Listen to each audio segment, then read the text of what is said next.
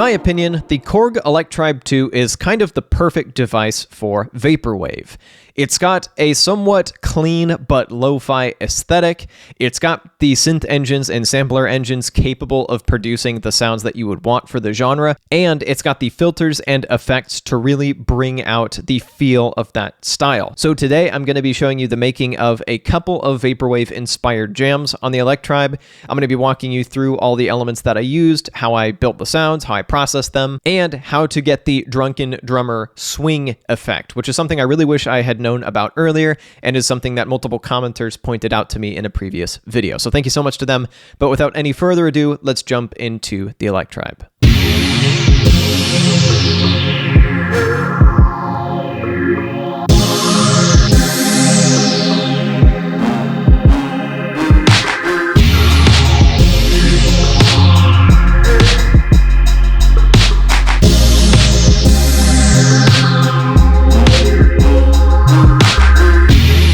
So I should quickly mention the version that you heard in the intro was enhanced in post a bit. I exported the WAV files onto the SD card and then mixed them in Reaper with EQ, compression, some stereo widening, and all that kind of stuff. The other thing I should mention before I get into this is a heavily modified template file that just was pre-installed on the Electribe. I've changed basically everything about it, but it was a good starting point. The thing that sparked the entire thing was this vocal pad, and I also heavily modified that. So first of all, I've got the chord engine going. This is chord set 3.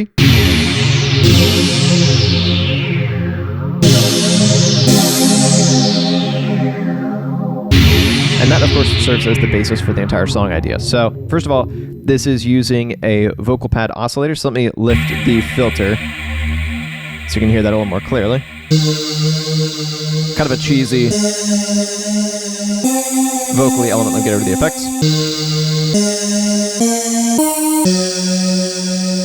So then, for effect, I've got a chorus. Adds that little bit of pitch warbling in there. And then, most importantly, the filter. So I've got the resonance cranked here, and the filter is the second filter type available as an option to you. That creates that really nice bit of movement with that resonance dipping down over time. And you hear that effect multiplied with the chords. And you can hear how bringing that down lower than the oscillator was probably intended to go really brings home that Vaporwave feel. It's got that lo-fi element of something being pitched down an unnatural amount, but then it's got that sheen on it from that filter movement and the chorus. And I think that's a perfect combination for Vaporwave and works very well with the strengths of the Electribe. Moving on to the bass. Bass is pretty simple. This is a boost saw, filtered way down with a high cut filter, and then the effect in this case is a low EQ, just boosting the low end. So this is a really basic patch. And then of course, it's set to be monophonic. Super simple, just providing a foundation. This element's fun. Let me get rid of the effects. This is the original sound. And this is just one of the built-in oscillators. It's kind of a percussive little hit. And then with the effects, this is short delay. It adds this really pleasing little metallic edge to it and serves as kind of a melodic element, kind of a percussive element. It's somewhere in between, channeling a bit of Blink Banshee energy. Vocal sample, I've used this one before. This also has short delay on it. I didn't bother sending anything to a master reverb. I figured I would just use the delay instead. And that bit crushed feel is already present in the original sample. And I also used it at 2 different octaves. Gives it a bit of a different feel, mixes it up across the pattern. This element follows the same chords.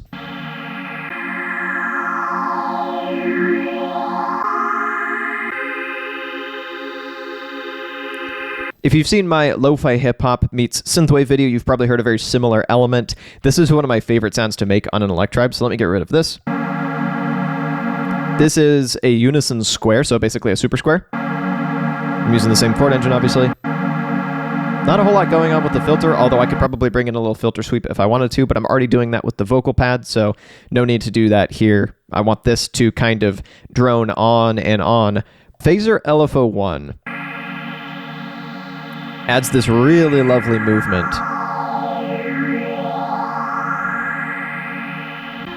Really brings the sound to life.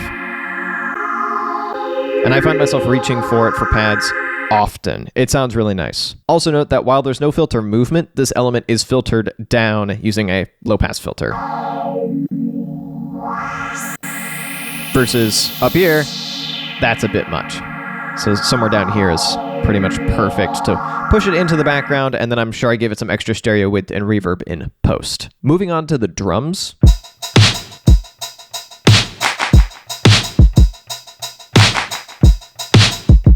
I've got a bunch of these elements set to distortion or overdrive. This kick by itself is just a nice, short, punchy kick. Kind of deep. And then the distortion really brings it into the territory that I'm looking for. Snare has some overdrive on it.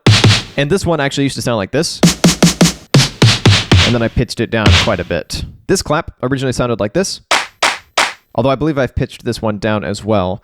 And then I brought the attack up a bit. And then added this delay effect. Brings out really nicely and kind of weaves in and out of the syncopation of the kick and snare pattern. Similar deal with the hi-hat.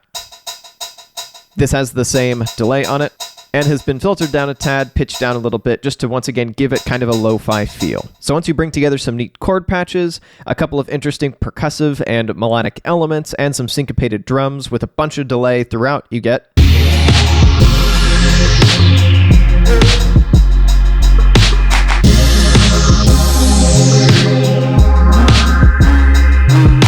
a bunch of little elements all weaving in and out of each other to create a whole better than the sum of its parts. Let's move on. This is the second pattern.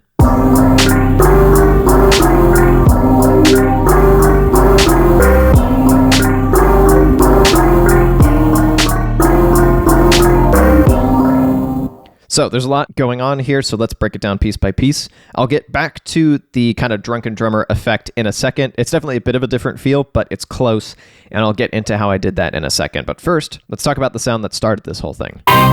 That's this right here.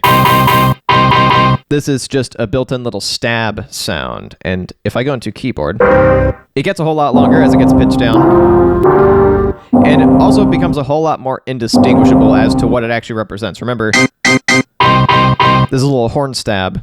Down a couple octaves. Can't really tell what it is, and I think that's cool, but it's still obviously sampled. To top it all off, we had the decimator.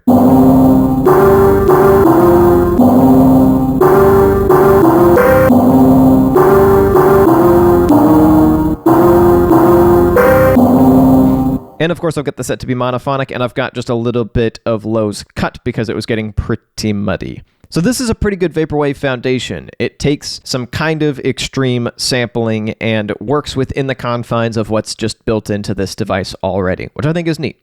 So moving on. This is similar to the plonk element in the other jam. Once again, drawing on some pretty heavy blank banshee influence. Let me get rid of the effects. This is the original sound. And this is making heavy use of the ring delay.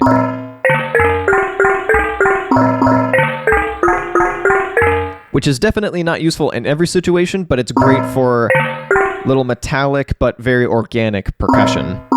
Next up, we get back to a pretty similar pad to one you've seen before.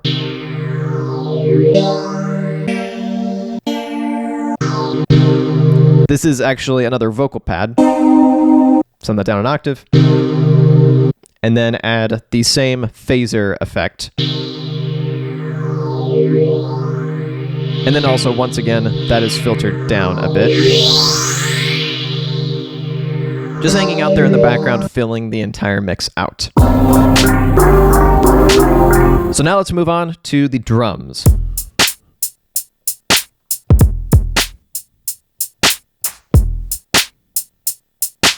First of all, these elements here, it's kind of a hip-hop style kick with some punch added to it to bring out the transient.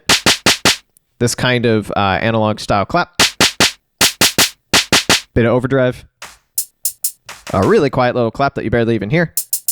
and this hi-hat with basically no processing on it. So let's talk about the drunken drummer effect. And this is something that I really wish I had known about earlier. I was told about it by a few commenters on my previous Electribe video.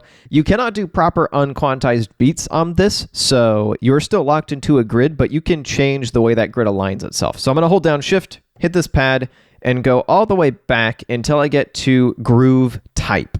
Groove is what allows you to change the way the grid is aligned. So by default, it'll be perfectly aligned to a grid, but you can choose other options. The one I'm using here is rush beat, which will essentially take stuff and shift it backward in time. So let me go forward to groove depth and turn it all the way down, and then I'll turn it up over time so you can hear the effect that that has.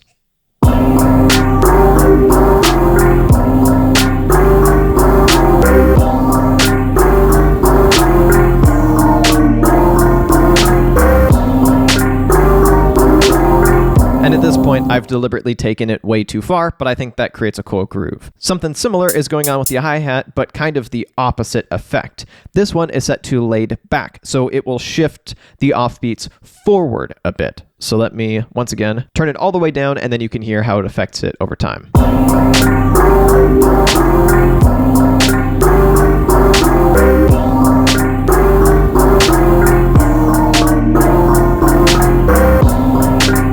At this point, we've created a completely different groove, which is not what I want. I ended up settling on to 50,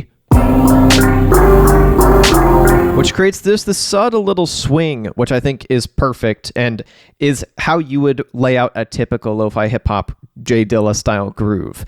The offbeat hi-hats get shifted forward in time a little bit so that they're late, and then the snare gets shifted backward in time, so it's always a little bit early. And the grooves are how you accomplish that. And there are a whole bunch of these that I haven't even messed with yet, but rush beat to get an early snare and laid back to get late hi-hats are how you achieve that groove on the Electribe without having to record an unquantized stuff. It's still going to be fairly repetitive, but if you wanted, you could switch between a bunch of different pads at a bunch of different settings, and the more you do that, the more chaos you'll get, and then you can adjust it to taste. And that is it for today. Thank you so much for watching. If you'd like to see a previous video I did that is very much in this vein where I made synthwave-inspired lo-fi hip-hop on the Electribe, you can click or tap up over here. And if you'd like to see me make Vaporwave from scratch on the Novation circuit, you can click or tap up over here. Thank you so much for watching, and I'll be back with a new video in a little bit.